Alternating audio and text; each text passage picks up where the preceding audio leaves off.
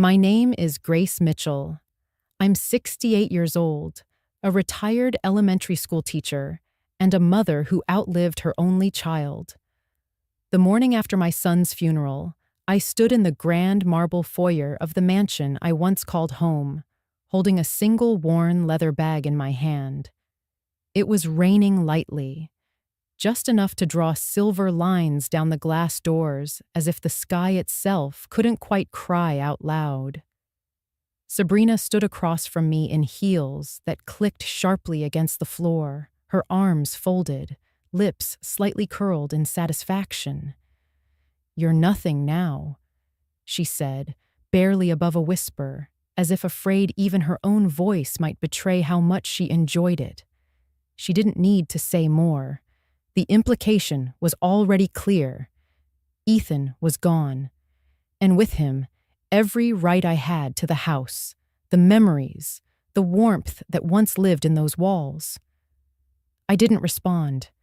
Instead, I looked up at the portrait of Ethan above the fireplace, 39 years old, in his Navy uniform, with a smile that always carried a second of silence before it broke into laughter. I pressed my palm to the brass zipper of my bag, tightened my grip, and nodded once. Sabrina turned and walked away, her stilettos echoing into the hall like a judge's gavel. A man I'd never met wheeled my last suitcase out to the steps. Another opened the door. That was how it ended. But only on the surface, because 5 days later, she was at my door, wet, pale, and shaking so hard she could barely knock. Before we go there, though, let me tell you how we got here. If you're someone who believes that silence can be stronger than shouting, that quiet dignity can shake the ground louder than any tantrum, then maybe, just maybe, this story was meant for you. And if you've ever been told you're nothing, I hope you'll stay, because what happened next changed everything. It began with Ethan's funeral. It was held in the Mitchell family estate in Marin County, a place where sunlight used to pour through arched windows, bouncing off polished oak floors, and photographs filled with baby laughter, birthday candles, and family Thanksgivings. That day, though, the light stayed away. The ceremony was quiet, efficient, and cold. No choir, no eulogy. Sabrina had insisted on keeping it simple and elegant, though I don't think those were the words she really wanted. I stood beside the closed casket, holding Ethan's favorite photo, the one where he's sitting on the beach as a teenager, grinning, sand stuck to his legs. No one looked me in the eye. People came and went with handshakes and murmured condolences. Sabrina stood in black silk, her makeup untouched by tears. When the last guest had gone, she summoned Harold, the family's estate attorney, to read the will.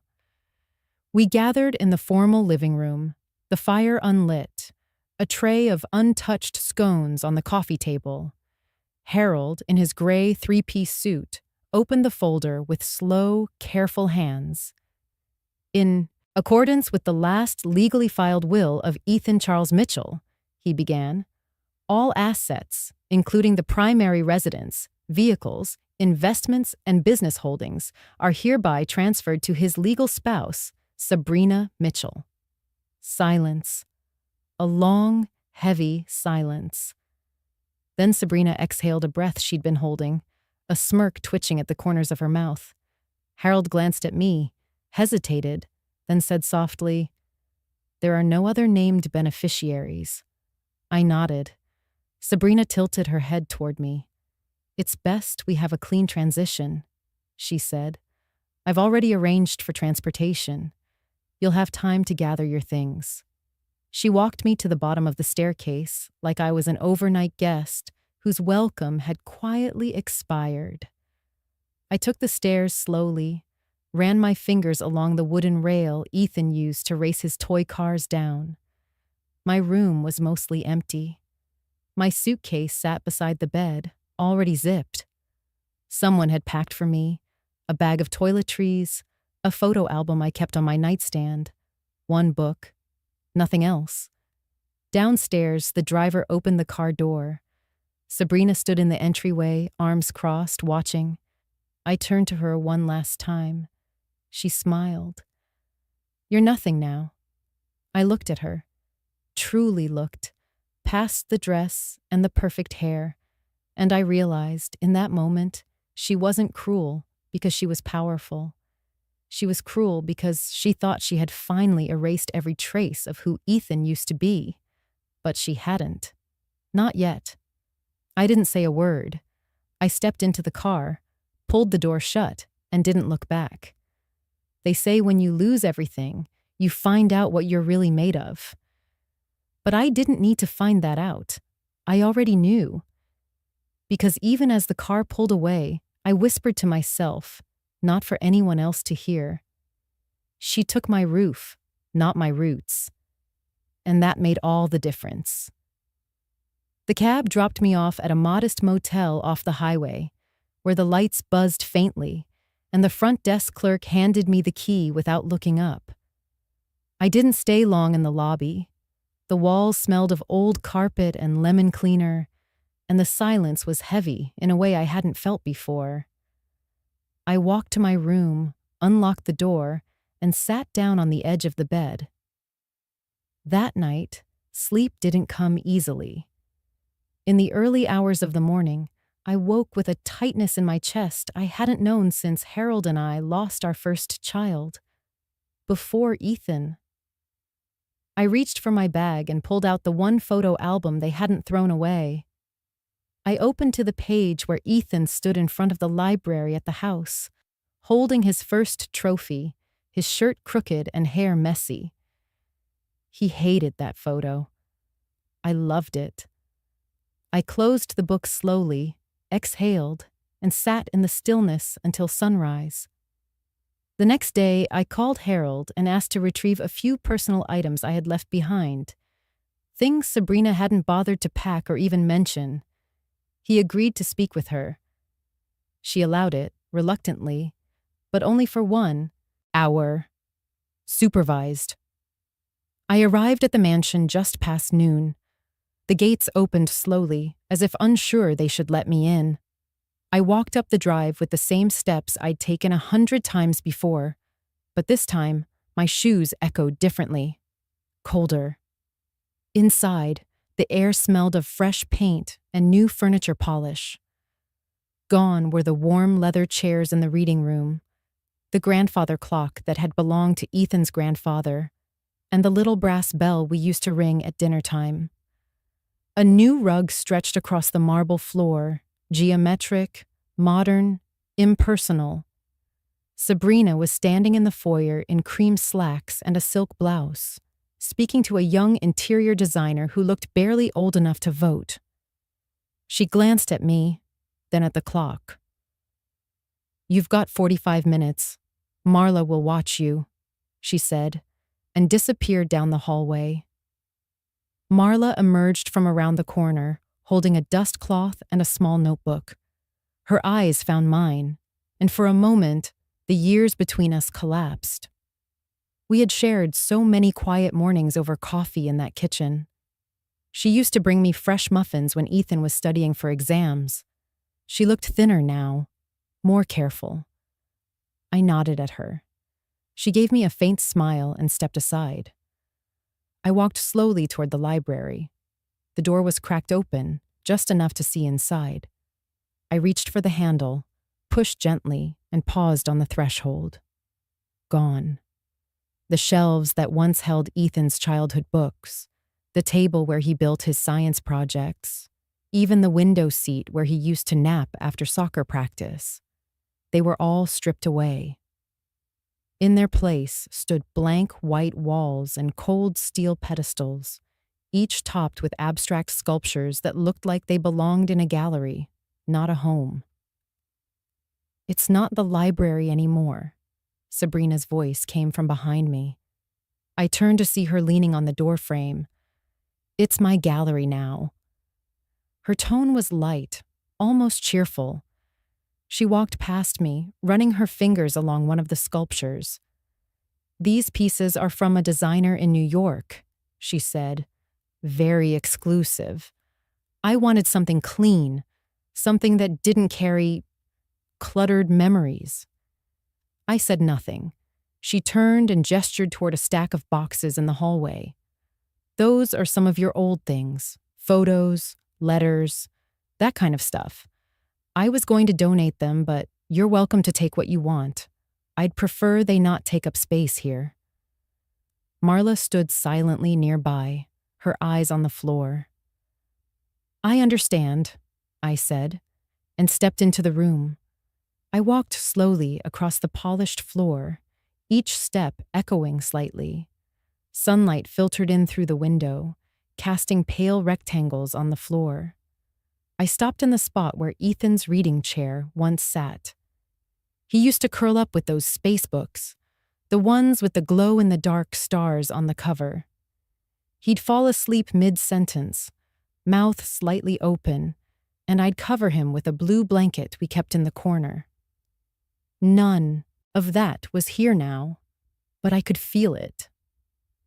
I knelt down and ran my hand along the base of the wall, where a faint line of dust showed the outline of the old shelves. My fingers paused at a small scratch in the wood.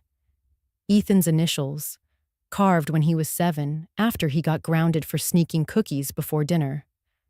I traced the letters with my thumb and let my breath settle.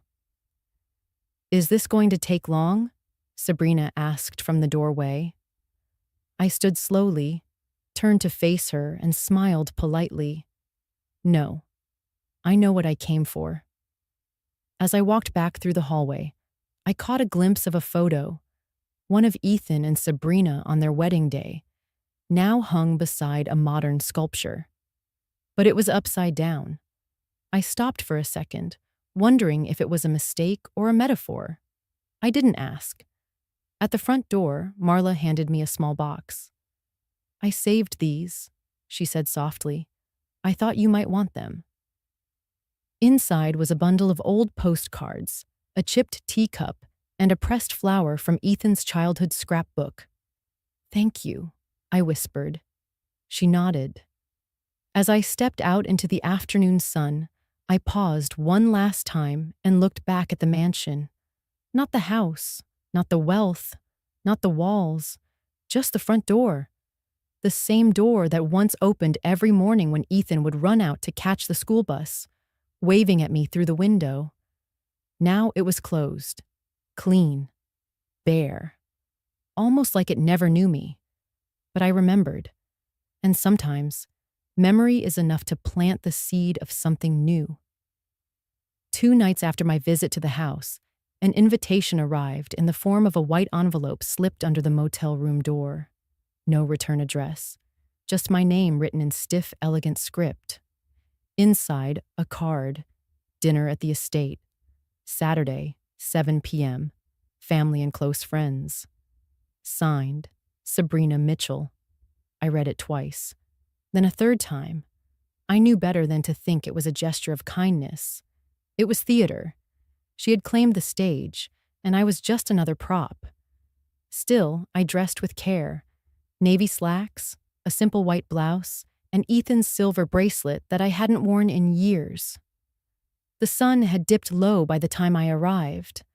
The front of the mansion glowed with golden light, chandeliers blazing behind arched windows. I walked through the entrance alone.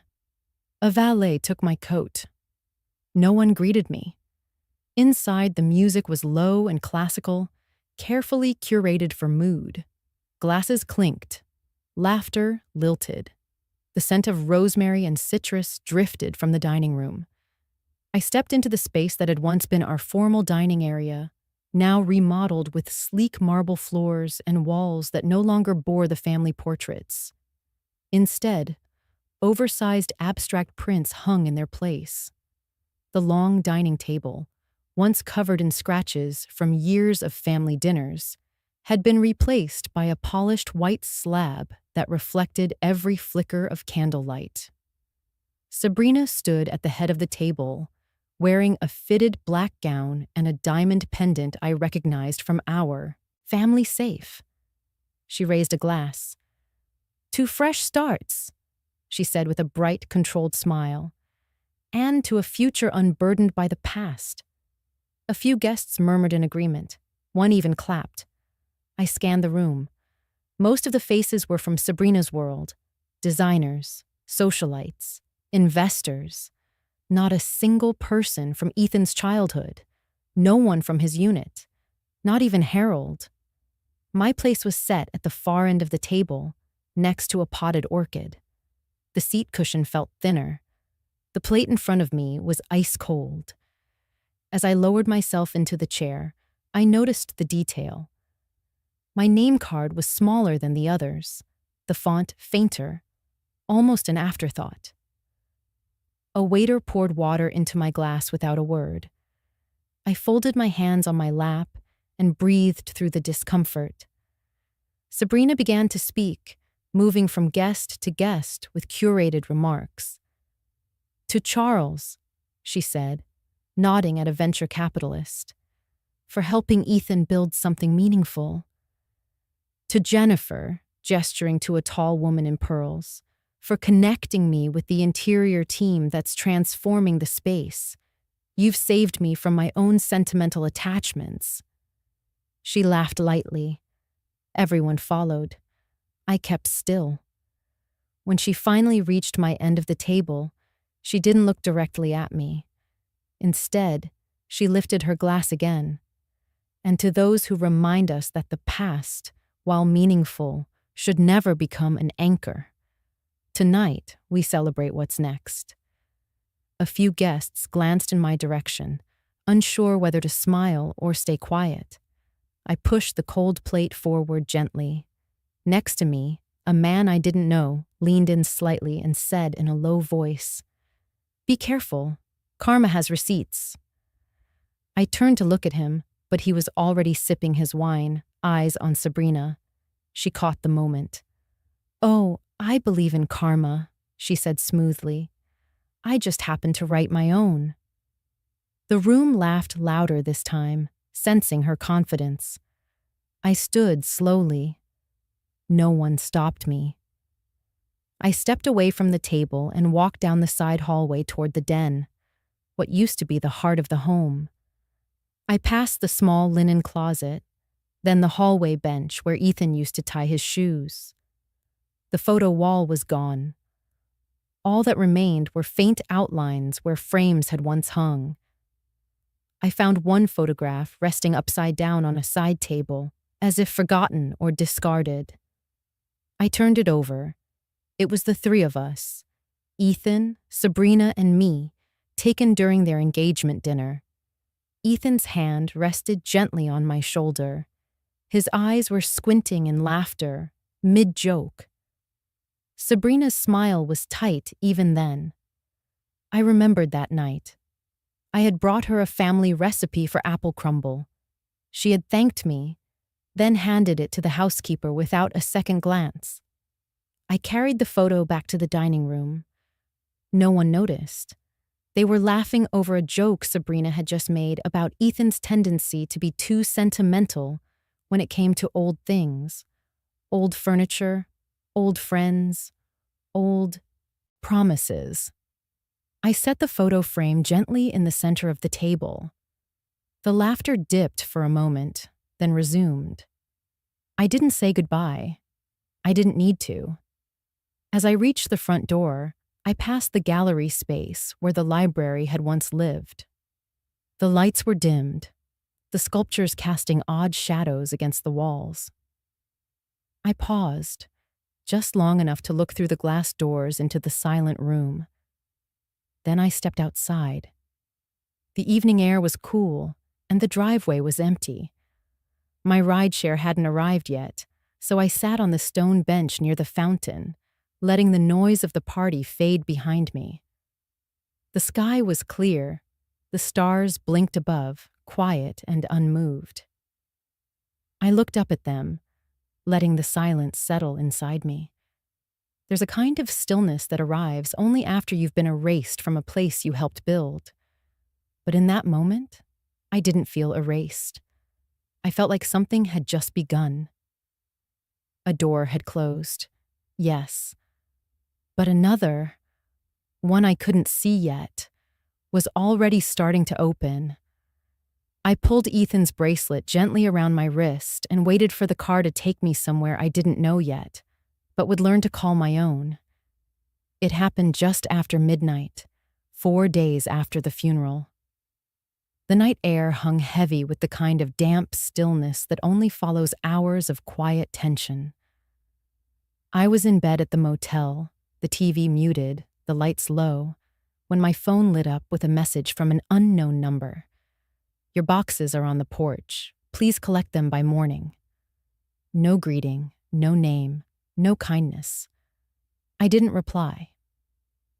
I arrived at the mansion just after 1 in the morning. The street was empty, the windows of nearby homes dark and closed. The driveway, once warm with motion sensor lights and laughter echoing from barbecues, was now as quiet as a museum after hours. A single porch light illuminated the steps. 2 hired movers, neither of whom I recognized, stood beside a small stack of boxes at the front door. My suitcase was there too, slightly scuffed, its zipper partially opened. On top of the pile was an envelope taped to a lamp base. My name was written in block letters. Sabrina stood inside the doorway, arms crossed, framed in the warm glow of the chandelier. She wore a satin robe, hair tied back, her face bare but set like stone. I stepped forward slowly, the gravel crunching beneath my flats. One of the men shifted uncomfortably and turned away. Sabrina didn't step outside. She leaned her shoulder against the doorframe and said evenly, "Take your memories. That's all you own now." Her voice didn't shake. That was what struck me most. Not anger, not sadness, just finality, practiced and polished. I looked down at the boxes. No more than 5 of them. I had lived in that house for nearly 3 decades, raised a son there, watched seasons change through its windows. 5 boxes. That was what I had left. Marla appeared behind her, still in uniform, holding a dish towel in one hand. Her eyes met mine, wide and unsure. She didn't speak, but her lips pressed into a thin line. She stepped forward as if to come outside, but Sabrina raised one hand slightly, and Marla stopped. I bent down to zip the suitcase shut. My hands moved calmly, though the breath in my chest felt stiff and shallow. When I stood, I met Sabrina's eyes. "Thank you," I said softly. Her brows lifted. Maybe it surprised her. Maybe she expected anger or bitterness or a plea, but I had none left to give. I turned, picked up the suitcase, and began pulling it toward the sidewalk. The handle creaked. The wheels resisted against the uneven stone path. I didn't look back. At the curb, I paused and set the suitcase upright beside me. The street was still empty. No cars, no wind. Only the distant hum of a plane overhead and the faint chirp of crickets in the shrubs. Then, behind me, the door closed. Not slammed exactly. It was firm, deliberate, the kind of closing that doesn't intend to be opened again. I stood there for a few seconds longer, letting the silence settle around me. Then I reached into my coat pocket and pulled out my phone to call a rideshare. The screen was cracked slightly in the corner, the result of dropping it 2 nights ago. I hadn't bothered to fix it. Some things, when fractured, don't need to be put back together. They just need to be accepted for what they are. The car wouldn't arrive for another 12 minutes. I sat down on the low brick wall bordering the neighbor's yard. My legs ached. My spine felt tired in a way only grief can explain. And then came headlights. But not from my ride. A small silver sedan slowed as it approached, window rolled down. The driver, a young woman in her 20s with soft eyes and a gentle voice, leaned out. "Are you all right, ma'am?" Her tone wasn't invasive. It wasn't pitying. Just human. I smiled. Just a little. "I will be," I said. She paused for a second, nodded, and drove on. That moment stayed with me longer than the door closing, longer than Sabrina's voice or the dull thud of the suitcase wheels. A stranger, offering kindness without agenda. Not fixing, not intruding, just asking. That's what dignity feels like. Not pride, not silence, but the quiet acknowledgement of being seen, even when everything else tries to erase you. Eventually, my rideshare arrived. The driver didn't speak. I was grateful for that. We drove down the winding road that led away from the estate. I watched the trees blur past the window. I didn't cry. Not that night. Instead, I looked down at my hands resting on my lap. They were the same hands that once braided Ethan's hair when he was a little boy. The same hands that signed every school form, that wrote lesson plans for decades, that baked his favorite chocolate cake from scratch on every birthday. Those hands still had work to do, because even though I had no keys, no deed, and no claim to the house anymore, I had something Sabrina could never own. I had roots. And roots, when buried deep enough, find new places to bloom. The motel room buzzed with a dull fluorescent flicker above the mirror, casting the space in a gray-blue hue that never quite felt awake. The air conditioner rattled in the corner, battling a chill that had already settled into the walls. The bedspread smelled faintly of bleach and dust, and the mini-fridge hummed like it was whispering secrets in the dark.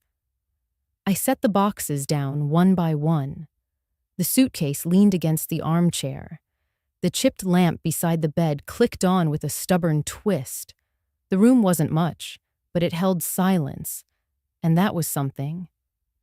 I stood there for a while, coat still on, keys still in hand, not sure whether to sit, unpack, or simply collapse. My body ached in places I didn't know had names. I hadn't eaten dinner, but I wasn't hungry, just hollow. On the desk, I placed the cardboard box Marla had slipped to me. Inside were scraps of a life I used to know. Postcards from Ethan's summer camps, faded photos, a child's drawing with "I love Mom" written in shaky crayon, and a small wooden frame wrapped in tissue. My hands shook a little as I unwrapped it. It was a photo I hadn't seen in years. Ethan at 17, standing in front of the library in the house, holding his first place science fair ribbon. His hair was too long, shirt wrinkled, but his smile could have lit up the entire county. Taped to the back of the frame was a folded envelope. I paused. Not because I recognized the handwriting, it was Ethan's, and I would know it anywhere, but because something in me knew this wasn't a casual note. The envelope was sealed with red wax, the kind he used as a joke one Christmas when he decided to send letters like a medieval king. My name was on the front. Just Mom. I sat down slowly on the edge of the bed, ran my finger under the flap, and pulled out a single sheet of lined paper, creased in thirds. His handwriting slanted a little more than I remembered, but the loops were still his, messy and confident. "Mom, if you're reading this, it means you did the right thing. Again. And I'm sorry I couldn't say it out loud before I left."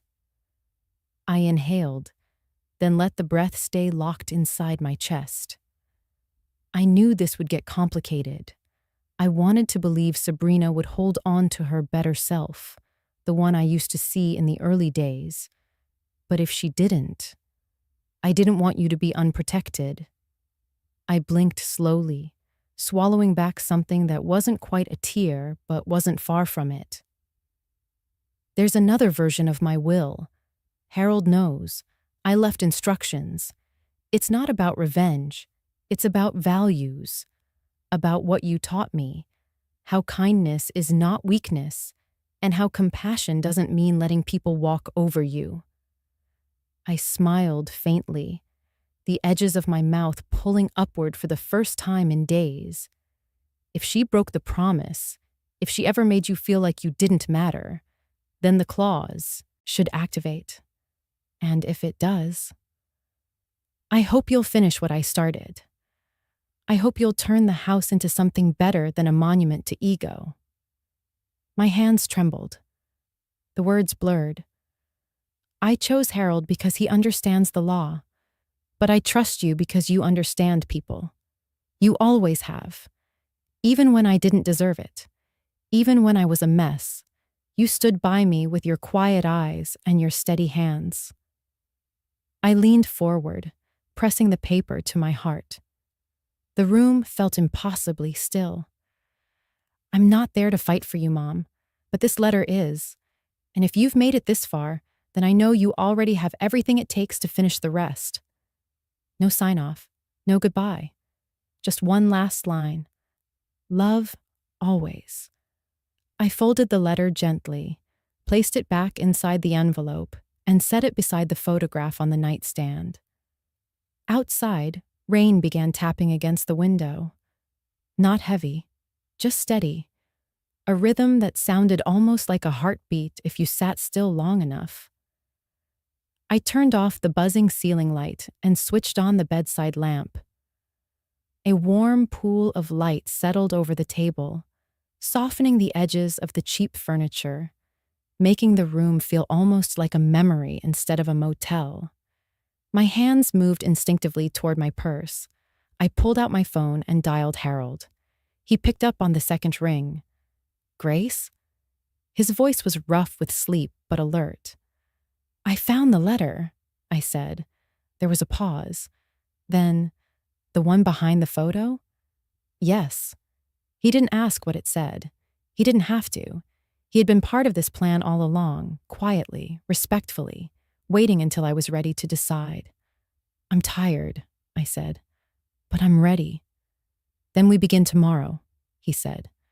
There's a lot we'll need to file, but we can do this. I don't want to fight, I said. I want to build something. Ethan didn't want a war.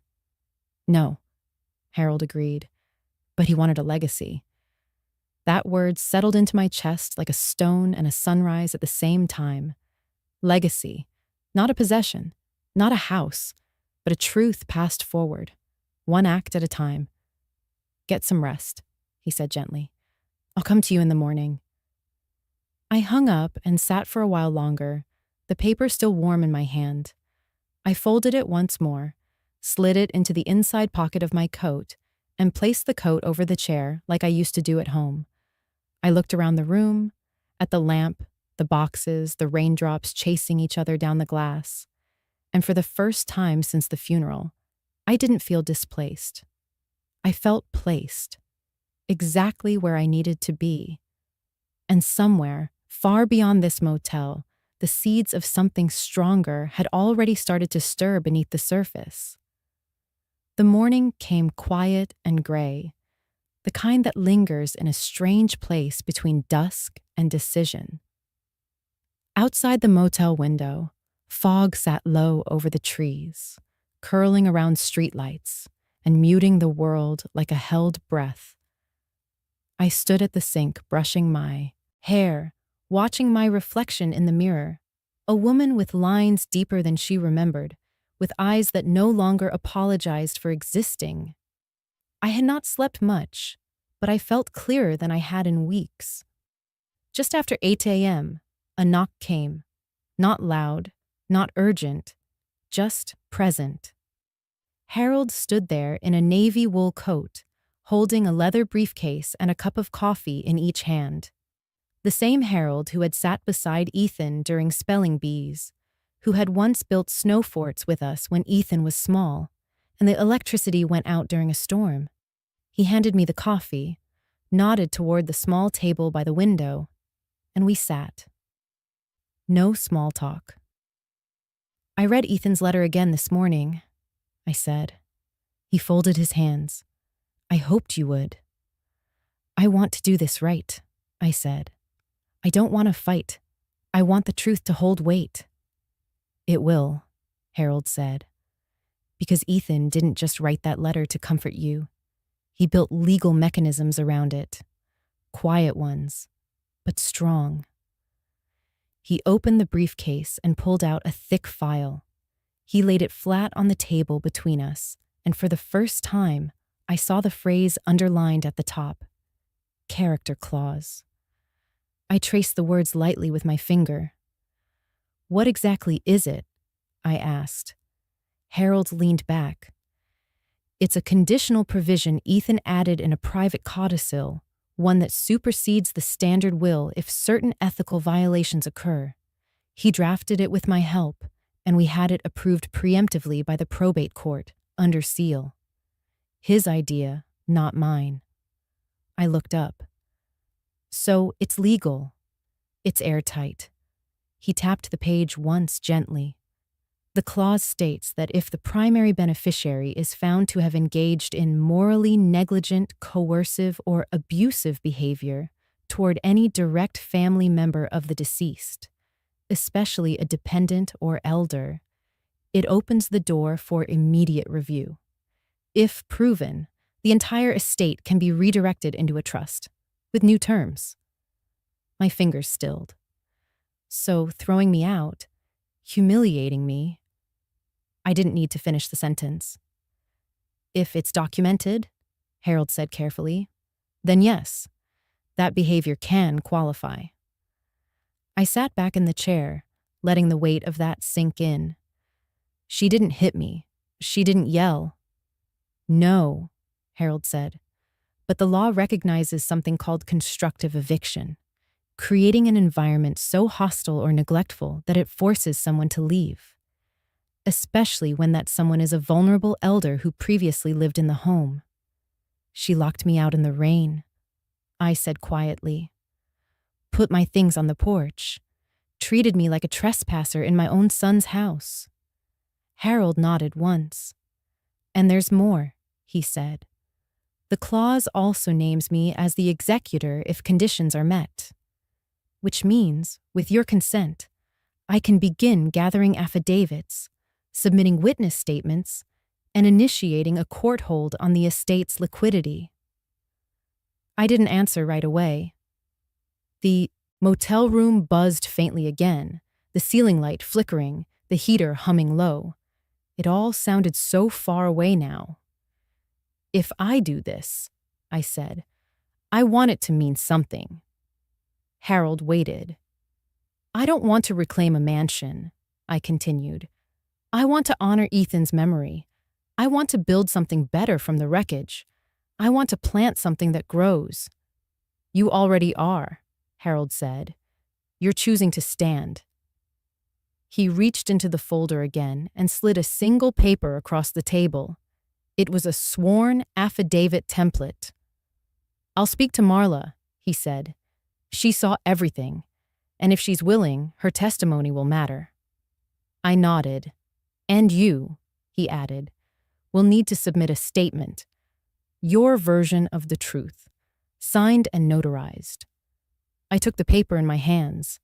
It wasn't heavy, but it felt like granite. I'll write it today, I said. Harold offered a faint smile. Ink is the quietest weapon we have. He stood, gathered the rest of the documents, and buttoned his coat. I'll check back tonight, he said. By then, we'll know if Marla's willing to speak. I walked him to the door. As he left, he turned one last time. Grace, this isn't revenge. This is restitution. This is your son's voice, still speaking through you. When he was gone, I sat back down at the table and looked at the affidavit. The heading was stark. The lines below were blank. It was strange how silence could be so loud. I picked up a pen from the motel nightstand and clicked it twice. My hand hovered over the paper.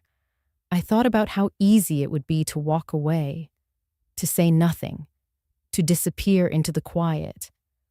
But I hadn't disappeared. I had survived. And now I had a chance to speak not with bitterness, but with truth. With the kind of clarity only loss can carve. I lowered the pen to the paper. My first words were simple. My name is Grace Mitchell.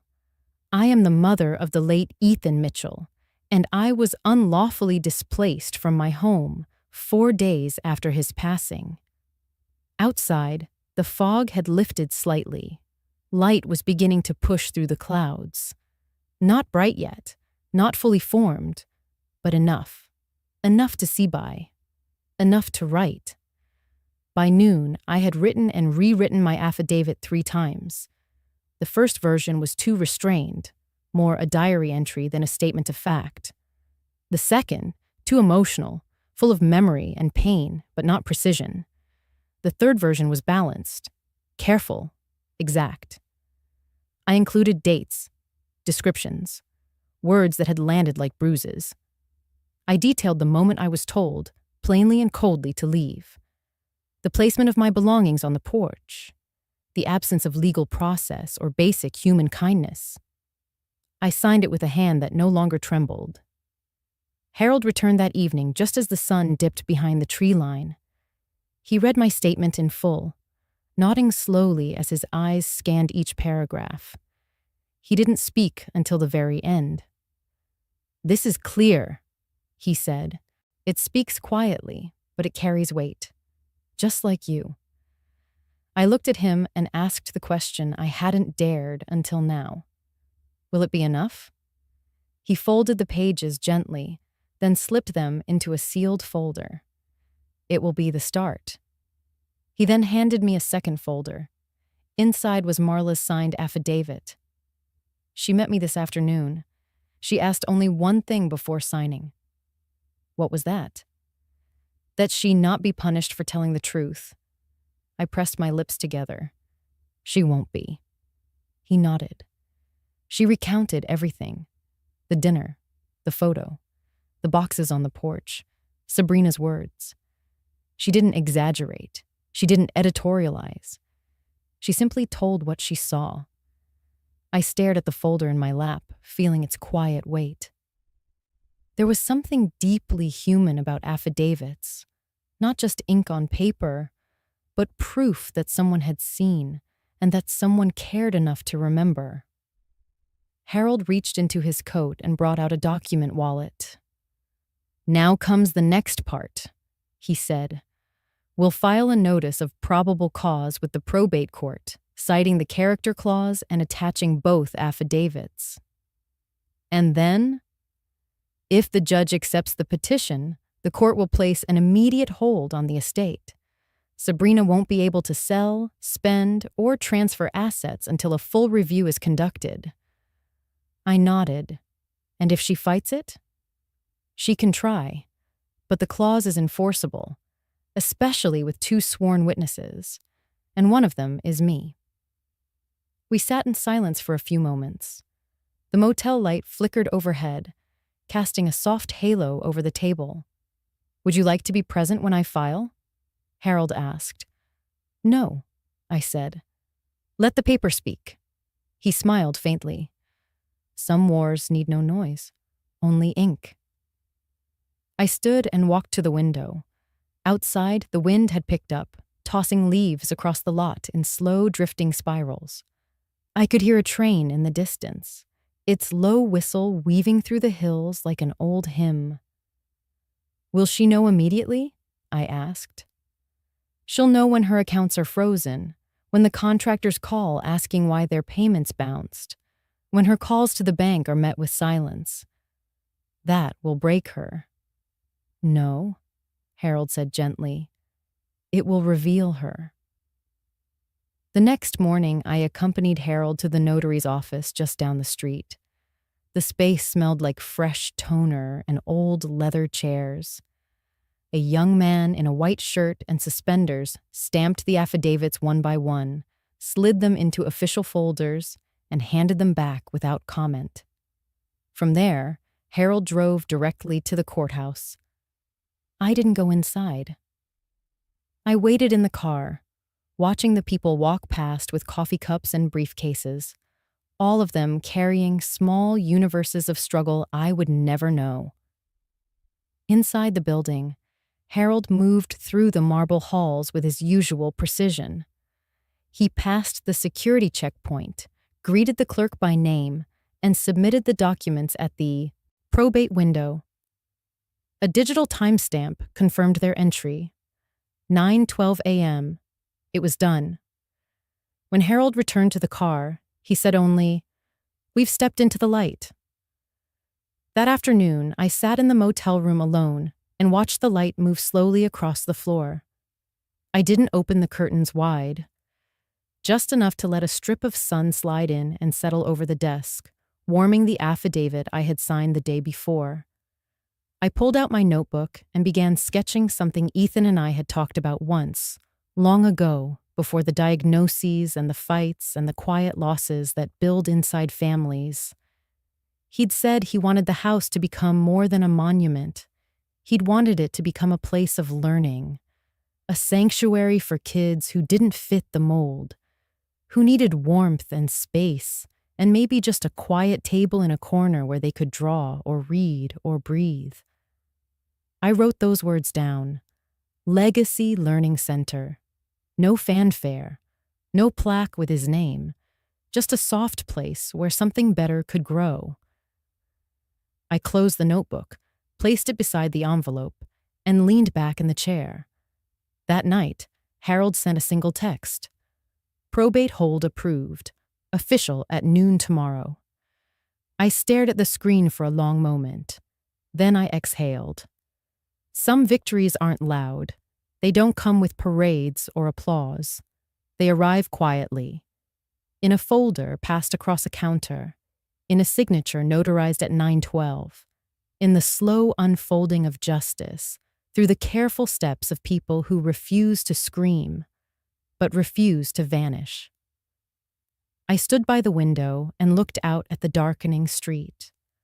One light across the road blinked on, glowing warm against the cold blue of evening. A single light, but enough to see by. The same morning the probate hold was approved.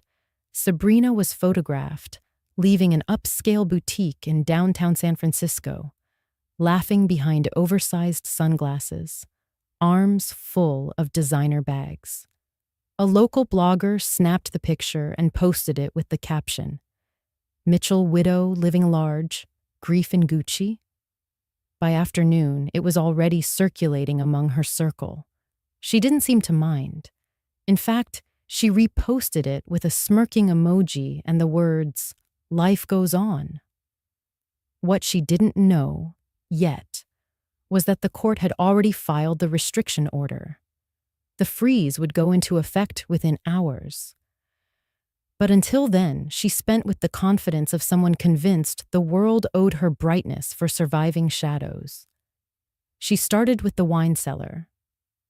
The contractor arrived at 10 a.m. with a crew of 4. Sabrina met them at the door in a silk robe and kitten heels, sipping iced coffee through a gold straw. She walked them down the back stairs to the cellar and gestured to the shelves lined with bottles. "This room is depressing," she said. "Rip it out. I want something modern, mirrors, ambient lighting, maybe a glass ceiling with LED. Think cocktail museum, not dead husband's hobby." The lead contractor raised an eyebrow. "We'll need the owner's sign-off." Sabrina didn't blink. "I am the owner." He hesitated. "Just a formal signature, ma'am, before we begin demo." Without missing a beat, she walked to the kitchen, pulled a sheet of letterhead from the drawer, scribbled a name at the bottom, and handed it back. "Will this do?" It looked official, and for a little while, it was enough.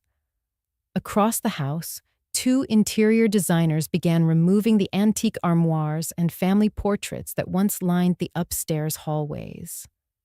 One of them remarked quietly that the oil painting of Ethan's great-grandmother would have fetched more at auction than it would as trash, but Sabrina waved her hand. I don't need the dead watching me. Meanwhile, deliveries poured in. High-end rugs, gold flatware, imported marble tiles.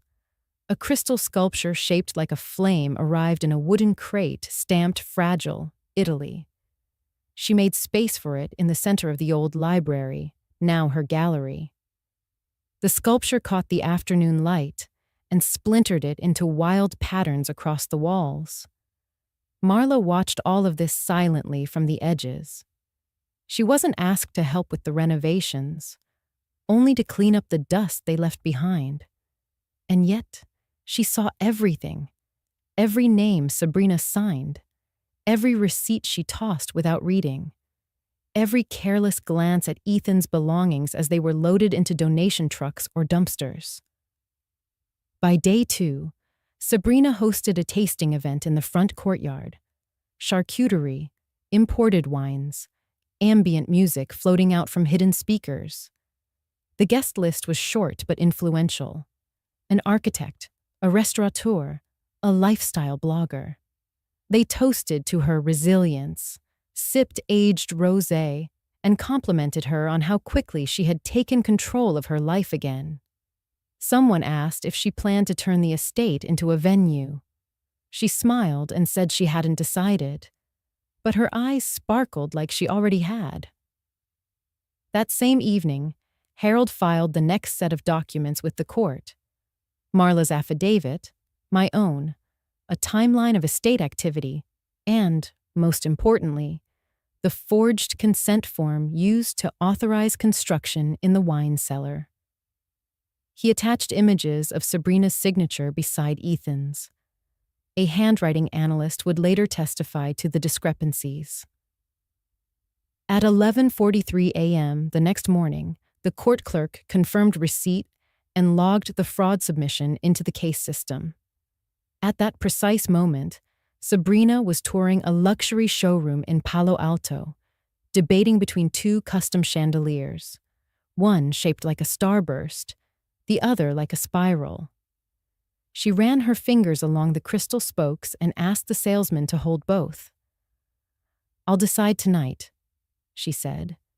She never did, because the next day, everything stopped. It began with a call from her personal assistant, an eager young man named Connor, who had once interned at a fashion PR firm.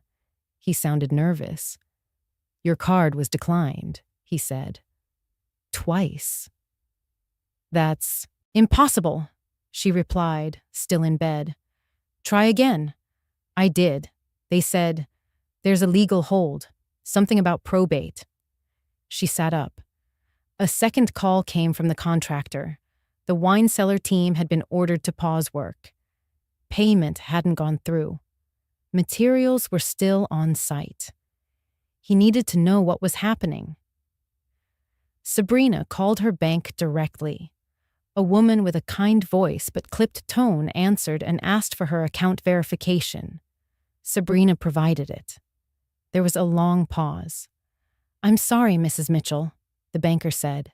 Your account is currently under court supervision. I'm unable to process further transactions without clearance from the estate's legal representative. Sabrina's voice tightened. And who would that be? Harold Thomas, listed as executor. Sabrina hung up without responding. The phone slipped from her hand onto the bedspread. For a moment, the room was silent, except for the faint tick of a designer wall clock she had bought only 3 days earlier. She stood, slowly, walked to the kitchen, poured herself a glass of water. Her hand shook slightly as she raised it to her lips. The assistant texted again. Should I cancel the showroom appointments? She didn't answer. Outside, the sky was beginning to shift. The clean, cloudless morning had given way to something more unsettled. Shadows stretching long across the gravel drive, wind moving faster through the trees. The kind of shift that doesn't come with thunder but arrives with certainty. That afternoon, Harold called me. "It's done," he said. "The estate is frozen. The next phase is formal review." I didn't cheer. I didn't smile. I simply nodded, even though he couldn't see me. She had opened every drawer, signed every line, and built her own case more efficiently than we ever could. And now, the house stood still again, not in grief, but in waiting. By sunrise on day 4, the silence inside the mansion felt different. It wasn't just quiet, it was stalled, still, like a grand stage where the actors had all forgotten their lines. The energy that had once pulsed through the halls, hollow as it may have been, had vanished, leaving only a sterile hush behind. Sabrina woke late that morning, slipping into her robe with the practiced elegance of someone who believed the world would wait for her. She padded barefoot across the marble floor, heading toward the kitchen where her assistant usually prepared espresso and fresh-cut fruit. But the kitchen was empty. No Connor, no fruit. Only a single note on the marble island. "Tried to reach you. All payments declined. We'll check back later." Her lips pressed into a thin line. She opened the fridge, took out a bottle of imported juice, and poured herself a glass. Then she reached for her phone to order breakfast from her favorite cafe downtown. Tap, tap, Face ID. Order placed. Card declined. She frowned, tried again. A different app. A different card. Declined. She pulled up her banking app, waiting as the screen loaded. The numbers were there. The balances still listed. Impressive and comforting. But every single account was tagged, hold, by court order. Her heart pounded once, then twice, then began to race. She called the bank. After a long hold, a representative answered. "I'm sorry, Mrs. Mitchell," the woman said gently. "Your accounts are currently subject to a temporary court hold, pending investigation." Sabrina's voice went cold. "This is absurd.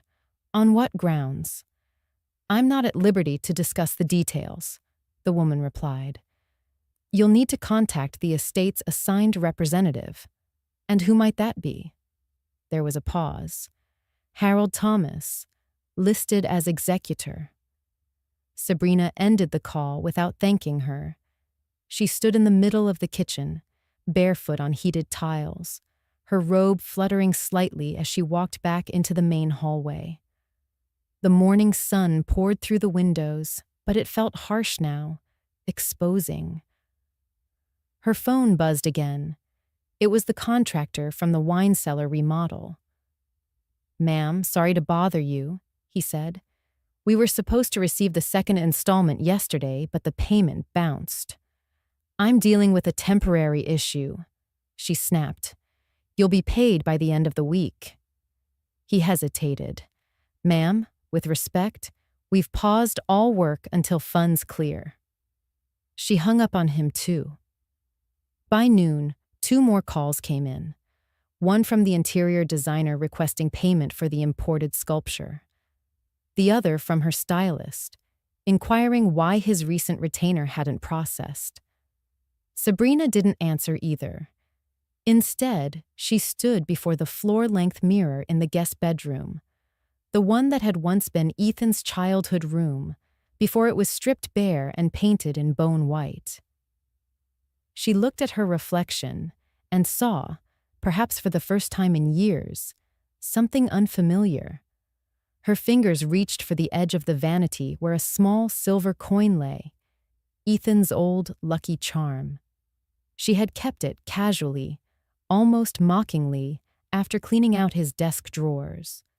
But now she turned it over slowly in her hand, again and again, her breath slowing with each pass. The house was quiet. Marla was gone for the day. The staff had thinned. The deliveries had stopped. The assistants had gone silent. The empire was still here, but unmoving. The sculpture in the library sat cold and expressionless in the shifting light. The rug in the foyer was slightly askew, but no one came to fix it. At 3:07 p.m., her phone buzzed one more time. A message from an unknown number. The clause has been triggered. You'll receive formal notice by morning. Please contact your counsel. She stared at it for a long time. Then, without a word, she walked to the front door, opened it, and stepped onto the porch. The breeze was sharp, whipping the edges of her robe as she stepped barefoot onto the stone. She sat on the top step, knees drawn up, coin still in her hand. It was the first time in days she had sat still. And in that stillness, she began to understand. The silence wasn't an absence. It was a verdict. Inside the house, her phone rang again. She didn't move to answer it. She leaned her head against the stone column, eyes closed. Behind her, the house, so recently filled with movement, power, attention, felt weightless, like an abandoned costume after the curtain falls. The light shifted. Time passed. She didn't cry, but the coin grew warm in her palm, as if, maybe, it still remembered who had once carried it with hope. And now, without money, without applause, without her audience, Sabrina Mitchell sat alone in a $56 million mansion she no longer controlled. And the only sound was the wind moving gently through the hedges. On day 5, the calls stopped altogether. No more contractors following up. No more stylists, bankers, or assistants chasing signatures or funds. The silence had calcified. Even the background hum of movement, the cleaning crew, the steady rhythm of courier deliveries, the low music that once curled out from hidden speakers, was gone. Sabrina wandered the halls barefoot, not in elegance this time, but because she hadn't bothered to put shoes on that morning. Her robe hung looser now, cinched hastily at the waist, the silk wrinkled and stained with a drip of last night's wine. She had barely touched her food in 24 hours. The mansion, so carefully curated in the days following Ethan's funeral, had begun to reveal the truth beneath its surface. A smudge of makeup left on a mirrored table. A wilted orchid centerpiece forgotten in the dining room. A wine glass still perched on the edge of the staircase banister. She had thrown a party here just days ago. Toasted to new beginnings.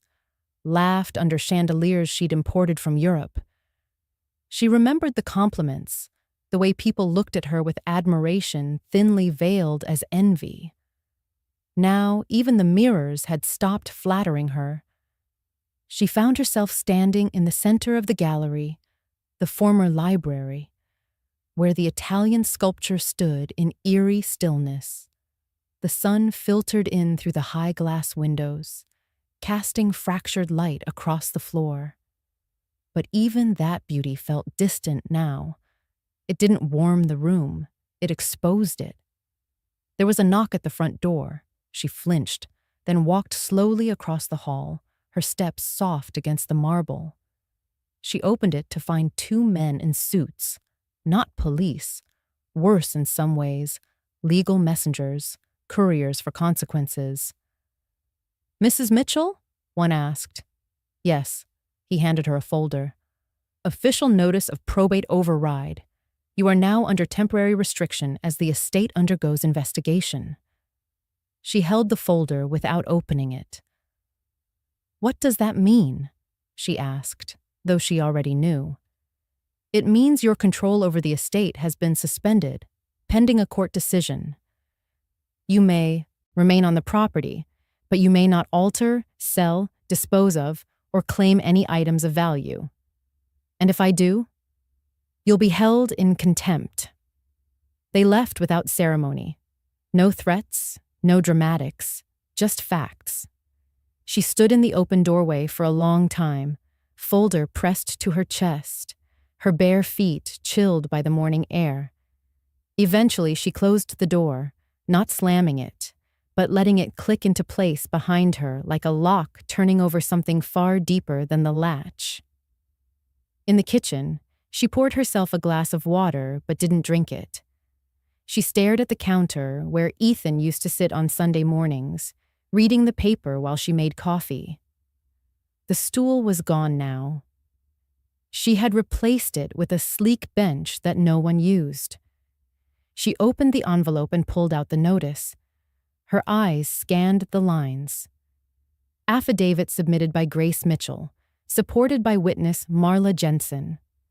Allegations of elder eviction, fraudulent consent, and estate misconduct. Probate hold, active. Codicil under review. Trust transfer pending. There was a second sheet. Ethan's original codicil. Her eyes caught a phrase midway down. Should the primary beneficiary demonstrate neglect, coercion, or cruelty toward my mother, Grace Mitchell, the character clause will be activated and control of the estate shall transfer to the Mitchell Legacy Trust. Her hand tightened on the page. She reread it. Twice. Then again. The word trust felt like betrayal, not just from Ethan, but from the version of herself that had believed she could outrun judgment by polishing the surface. She dropped the papers on the table and sank into the nearest chair. Her robe slipped off one shoulder, but she didn't adjust it. For the first time in years, there was no one watching. The chandelier above her flickered as if the bulbs sensed the weight in the room. Sabrina sat in that stillness for hours. She didn't answer texts, didn't return the one missed call from a friend who had already begun pulling away, didn't notice that her reflection in the microwave door looked tired and blurred. At some point, she walked back to the guest bedroom, the one she'd claimed after renovating the master suite into a private spa that now sat untouched. On the nightstand beside the bed, she found it again. The silver coin. She had forgotten it was still there. A trinket she once mocked. A sentimental piece from Ethan's drawer. She picked it up and turned it between her fingers. It was warm, worn at the edges. The engraved letters faded from years of handling. She sat on the edge of the bed, the coin resting in her palm, her gaze fixed on the window. Light moved slowly across the floor, as if reluctant to stay. There were no tears, no breakdown, no theatrics, just the sound of time. Just the quiet descent of someone realizing they had built their life on scaffolding, and the scaffolding had given way. She thought of Grace, not with anger, not yet, just curiosity. Had she planned this? Had she waited, watching from the shadows? No. Grace didn't strike like that. She didn't raise her voice or slam doors. She simply stood. And now Sabrina was left to sit in the house she no longer owned, surrounded by things she no longer controlled, holding a coin that once belonged to a boy who had chosen silence as his last word. Outside, the wind stirred again. The same wind that had rustled the trees on the day of the funeral. The same wind that had carried Grace's suitcase down the steps. It whispered now, through the cracks in the windows, not loud, but clear enough to hear. And if Sabrina had been listening closely, she might have realized. It sounded almost like forgiveness. It was just after 7 in the evening when the knock came. Not sharp, not urgent, just 3 soft taps, measured, human, the kind of knock you don't expect after 5 days of silence. I was in the kitchen, wrapping the last of the carrot muffins I'd baked that morning. It had been years since I made them, Ethan's favorite when he was 12, but something about the rhythm of it had steadied me. Flour, sugar, peel, grate, stir, bake, wait. The apartment I had moved into was modest. a one-bedroom above an antique bookstore that smelled of cedar and old paper. But it had light, real light, the kind that filtered in through sheer curtains and warmed the tile beneath your feet. It was enough. When I opened the door, Sabrina stood there in the fading light, her shoulders hunched against the wind, her hands bare and trembling. She wasn't dressed for the evening. Her sweater was thin, clinging to her in awkward folds. Her makeup had faded in patches. The polished veneer she had worn for weeks, maybe years, was gone. All that remained was a woman who looked far too young to be broken and far too old to be forgiven easily. "I didn't know where else to go," she said. Her voice cracked on the last word. I didn't move. I let the silence sit between us. 5 days of unraveling. 5 years of polite distance. 5 minutes of her standing outside my door, unsure whether she still existed in the world she thought she ruled. She took a breath, tried to start again. "They've frozen everything. The cards, the accounts, the contracts I signed." I said nothing. She looked down, then back at me. "They're going to take the house." I finally spoke. "It was never yours." Her chin quivered. "Please," she whispered. "I don't know what to do." The hallway light from above spilled across her face, casting long shadows beneath her eyes. She looked so different in that moment. Not weak, exactly. Not pitiful, but transparent. The armor was gone, and all that remained was the fragile truth of someone who had never expected to fall. "I lost everything," she said. I let that hang in the air. "No," I replied. "You lost what wasn't yours to keep." She blinked quickly, holding her breath, as if trying to absorb the sentence before it shattered her completely. I studied her face for a long time, and in that stillness, I saw something flicker. Shame, maybe. Or the earliest shadow of understanding. The kind that comes when the world finally stops applauding long enough for you to hear the sound of your own choices. Behind me, the smell of warm muffins lingered in the air. A soft breeze pushed through the open window, rustling the edge of the curtain. I stepped aside. Not much, just enough. She hesitated, then stepped in. Her movements were quiet, almost weightless, as if she feared the floor would collapse beneath her. I didn't offer tea. I didn't offer comfort. I simply closed the door. She stood in the middle of the room, her arms crossed tight, as if trying to keep herself from falling apart. "I didn't know," she said after a while, "about the clause, about what Ethan put in place." "You didn't care to ask." She nodded, slowly. It was the first true thing she'd done since arriving. "I was angry," she admitted. "After he died, I felt left behind." "So did I said. We didn't speak for a long time. Outside, the last light of the day disappeared. The room dimmed naturally, no need for lamps, just dusk doing its work. Eventually, I walked to the counter and wrapped 2 muffins in parchment. I placed them gently into a brown paper bag and handed it to her. She looked down at it like it might burn her fingers. "I didn't come for food." "I know." She held the bag to her chest like it was the only thing she'd earned that day. "I'll find work," she said quietly. "Whatever they decide. I just wanted to say I'm sorry. I know that doesn't fix anything." "It doesn't," I replied. "But it's a beginning." She nodded, and for the first time since Ethan's passing, I believed her. As she turned to leave, she paused at the door, one hand on the knob, the other still clutching the bag. "I'm not asking for your forgiveness." "I know," I said. Then I opened the door for her. The hallway light caught the edge of her face one last time. She didn't look like a villain anymore. She looked like a woman who had walked to the edge of something, then stepped back just in time. And sometimes, that's enough.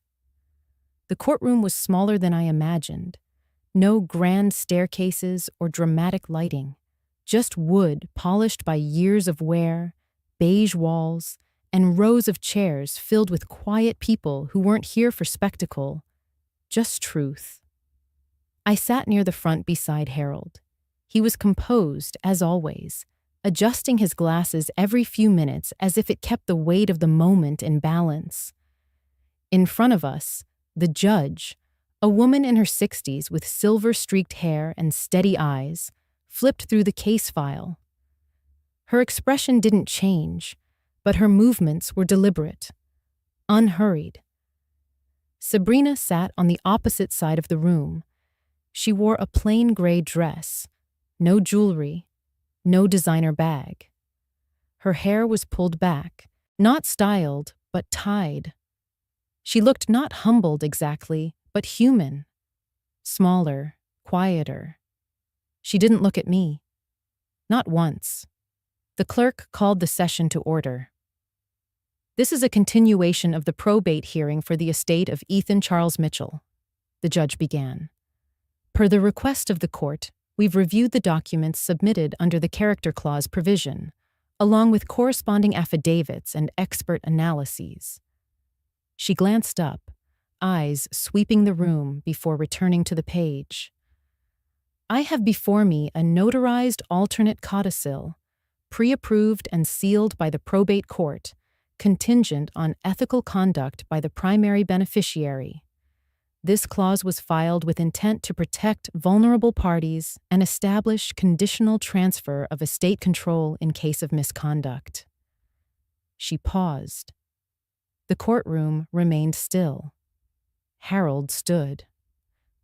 Your Honor, I submit for the record the following: a sworn affidavit from Grace Mitchell detailing unlawful eviction and verbal coercion, a second affidavit from Marla Jensen corroborating the events, and handwriting analysis confirming that consent for estate modifications was falsified by Mrs. Sabrina Mitchell. He walked slowly to the front, placed the folder on the desk, and stepped back. The judge opened the file.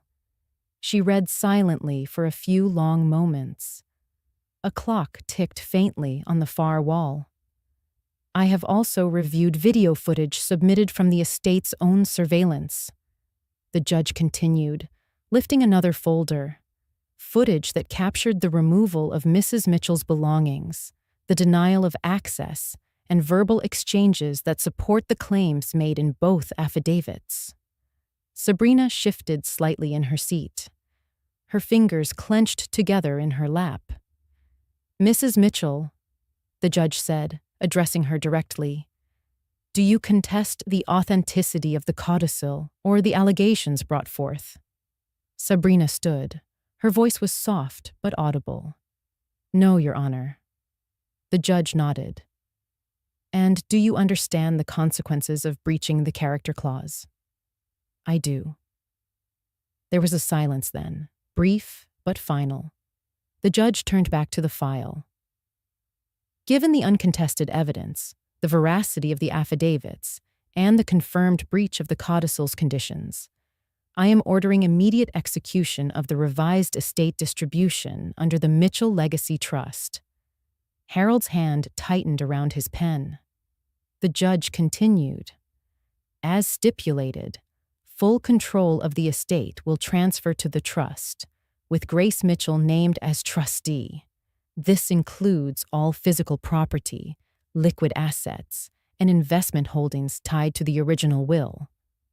She looked again at Sabrina. You are not entitled to further control of these assets. Sabrina gave a small nod. It was the only movement she made. However, the judge added, as a surviving spouse, the court acknowledges the need for basic support. The trust shall issue a stipend of $2,000 per month, contingent on verifiable employment and periodic review. I didn't look at Sabrina, but I felt the weight of that moment pass through the room like a slow breath. The judge finished signing the order, her pen firm against the page. She looked up once more. "This case is closed." The clerk gathered the folders. Chairs creaked. Shoes scuffed softly against the floor as the room began to empty. Harold turned to me. "It's done." I nodded. There were no tears, no applause, just breath, in and out. The rhythm of something justly, quietly repaired. We walked into the hallway, where sunlight filtered through tall windows. I rested my hand along the rail as we descended the steps, and for the first time in a long time, I felt steady. Outside the courthouse, Sabrina stood alone on the sidewalk. She wasn't crying. She wasn't angry. Just still. She clutched a manila envelope, likely her copy of the court order, and a canvas tote that looked worn at the edges. I walked past her without stopping, but just before reaching the car, I turned. "You didn't lose everything," I said, "but you did lose the right to pretend it was ever truly yours." She didn't argue. "I'll find work," she said. I nodded. "Good." As I opened the car door, she added, "Thank you for the stipend." I didn't smile, but I didn't look away either. "It's not a favor," I said. "It's what's left when dignity is stripped down to its simplest terms." She lowered her eyes. Then I got into the car, closed the door, and let the city roll by as Harold drove.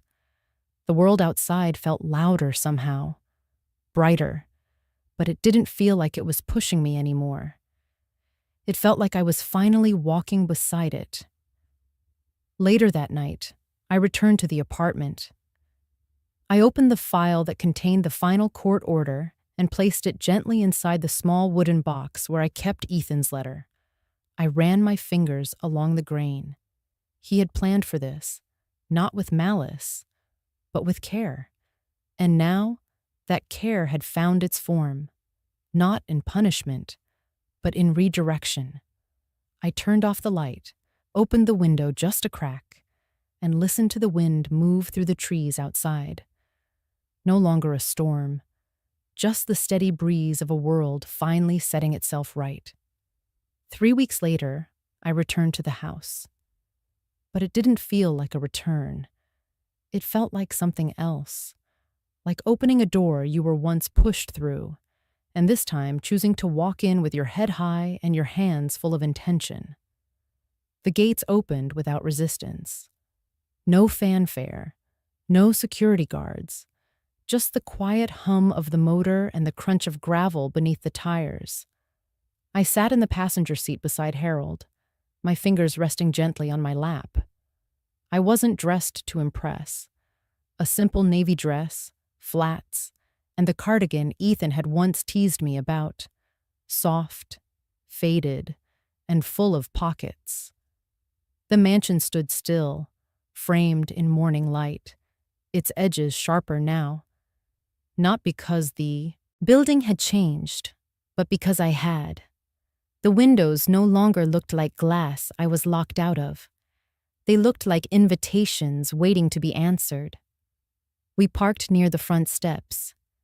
I opened the door myself, the same door that had once closed behind me with the weight of finality. This time, it didn't creak. This time, it opened like it remembered me. Inside, the air was cooler. The scent of lemon oil and fresh linen floated through the halls.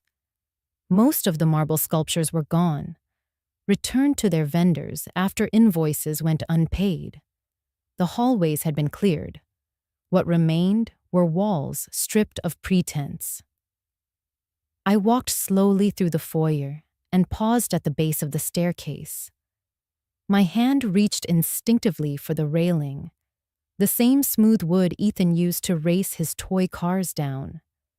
My fingers paused over a faint groove etched into the side, an old scratch from a forgotten accident. Still there. Harold walked a few steps behind, letting me take it in. "We can start any time," he said softly. "The paperwork's been filed. Licensing approved. The city granted the zoning exception last week." I nodded. "I want the children in by summer." We moved together through the space that had once been a library, then a gallery. The walls were bare now, the sunlight brighter than I remembered.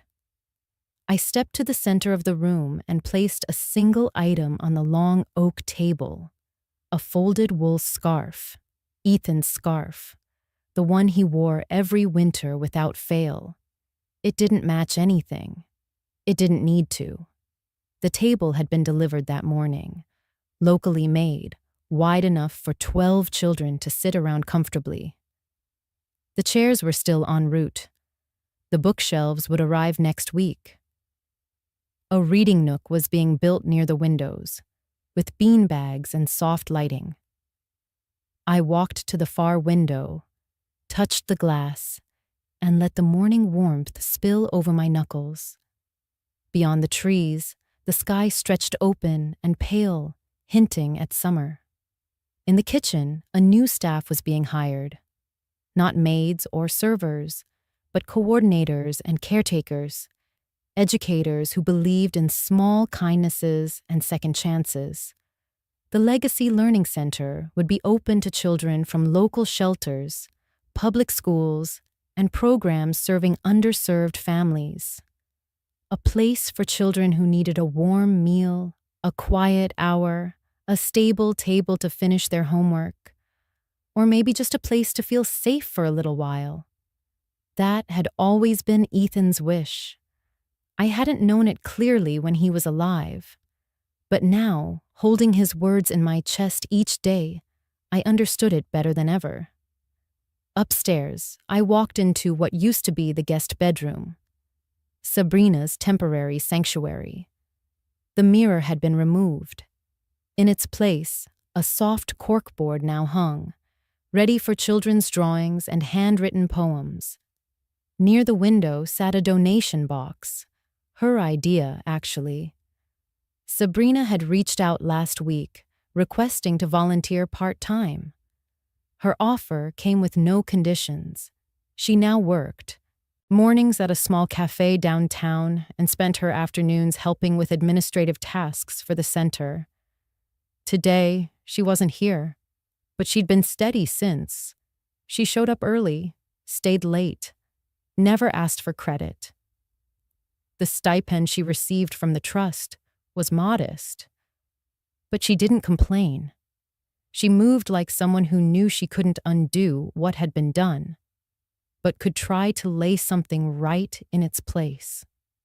Back downstairs, I stepped into what had once been Ethan's study. The room had been repainted a soft green, shelves cleared and organized.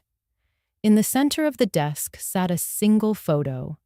Ethan, at 10 years old, gap-toothed and sunburned, holding a worm he'd found in the garden. Beside the photo was a small stack of welcome letters for the center's first students, each one hand-signed by me. Dear student, this is a place for you. A place where your dreams matter, even if they don't make sense to anyone else yet. A place where you are not forgotten, you are seen. Welcome to the Mitchell Legacy Learning Center. Grace Mitchell, trustee. As I stood there, I heard laughter. Not loud, not rehearsed, but real. I turned toward the front windows and saw them. 6 children walking up the path with wide eyes and bright backpacks. 2 volunteers greeted them near the front steps. One of the girls held a handmade card in her hands. She looked nervous and excited all at once. I moved to the door and opened it slowly, letting the sunlight pour in. "Are you Miss Grace?" the girl asked. "I am." She handed me the card. On the front was a crayon drawing of a house, a tree, and 12 stick figures holding hands beneath a rainbow. Inside, it read, "For kids who dream with empty pockets." I smiled. "That's a beautiful dream," I said. She nodded shyly and took my hand. I led them into the house, not as an owner, not as someone reclaiming power, but as someone finally ready to share what was always meant to be given. The door stayed open behind us, sunlight spilling through the threshold, warming the floor, and for the first time, the house felt full in a way money could never make it. It was no longer a mansion, it was a beginning. The ocean was quieter than usual that morning. No boats in sight, just the steady pulse of waves brushing against the rocks, as if the shoreline itself was breathing slow and deep. I stood at the edge of the overlook, wrapped in my cardigan, holding a paper cup of chamomile tea. The steam curled upward and vanished into the salt air. In the distance, children's laughter echoed faintly from the mansion-turned-learning center. It was day 30 since the doors officially opened. From here, the house looked like it had always belonged to them. Not to me, not to Sabrina, not to the family name, but to those who needed it most. I thought of Ethan and the way he used to stare at the sea when things became too loud in his head. It reminds me that I'm not the biggest thing in the world, he once said. I sipped the tea, letting it settle gently in my chest. Closure doesn't come with loud declarations. It comes in soft, slow moments like this. No judge's gavel, no grand applause, just the sound of water meeting stone and the certainty that the door closed behind you no longer matters because you built your own. 3 days ago, Sabrina stopped by with a paper bag of donated books and a quiet expression I'd come to recognize. She didn't say much, just placed the bag on the table and lingered at the entryway. Her eyes swept the library that used to be her domain, now filled with bean bags, sticker charts, and posters of planets and multiplication tables. Before she left, she placed something on my desk. It was the old silver frame, the one I had gifted her and Ethan on their 3rd anniversary. It once held a photo of the two of them at a vineyard, smiling beneath string lights. But the photo was gone now. In its place was a handwritten note on aged stationery. The paper was slightly curled at the edges, like it had been carried around too long. Thank you for giving me a chance to learn what real value is. Sabrina. I had read it once and didn't read it again. Not because it wasn't meaningful, but because some things are only meant to be felt once and then folded into memory. I turned from the overlook and headed back along the garden path, where the last few roses of the season were still holding on. Marla was already on the front porch, wiping down the rocking chairs. She waved with her gloved hand and gave me that look. Half proud, half tired, all heart. There's tea in the pot, she said. Lemon ginger today. I smiled. Chamomile's enough for now.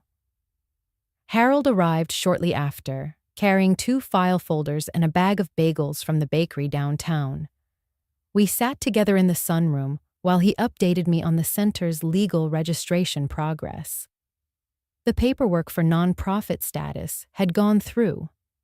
Donations had already started trickling in. A retired science teacher had volunteered to run a free astronomy program on weekends. You've started something, Grace, Harold said.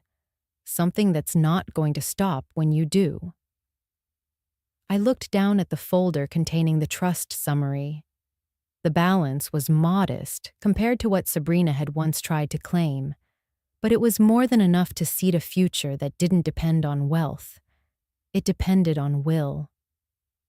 Before he left, Harold paused at the door and glanced at the wall beside us.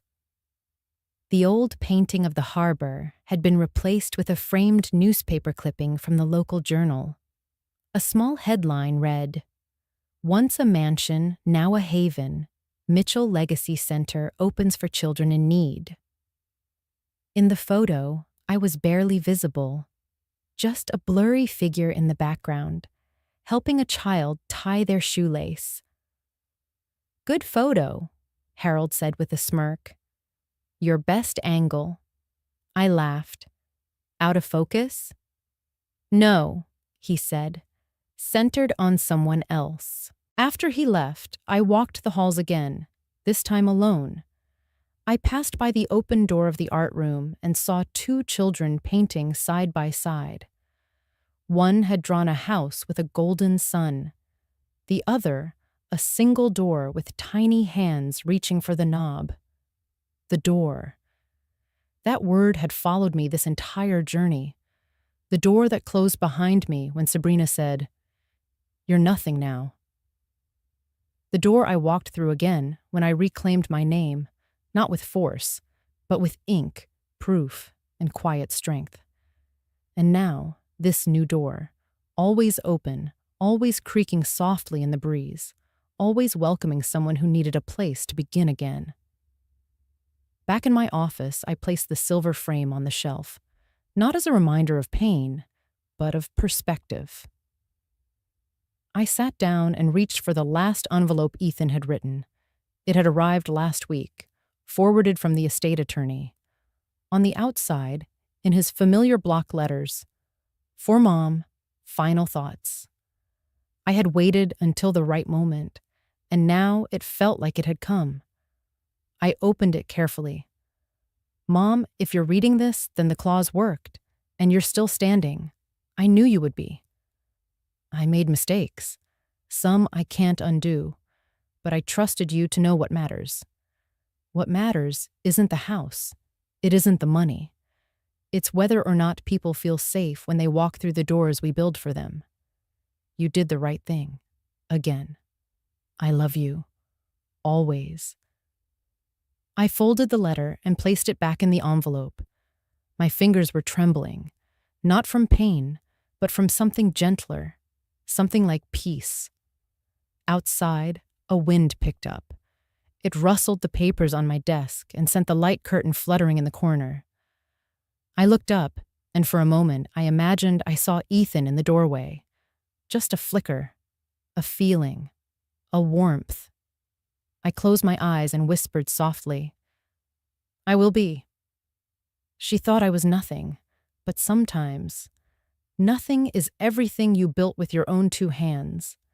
If you believe silence can be strength, share this story. It's never too late to build a door where there once was a wall.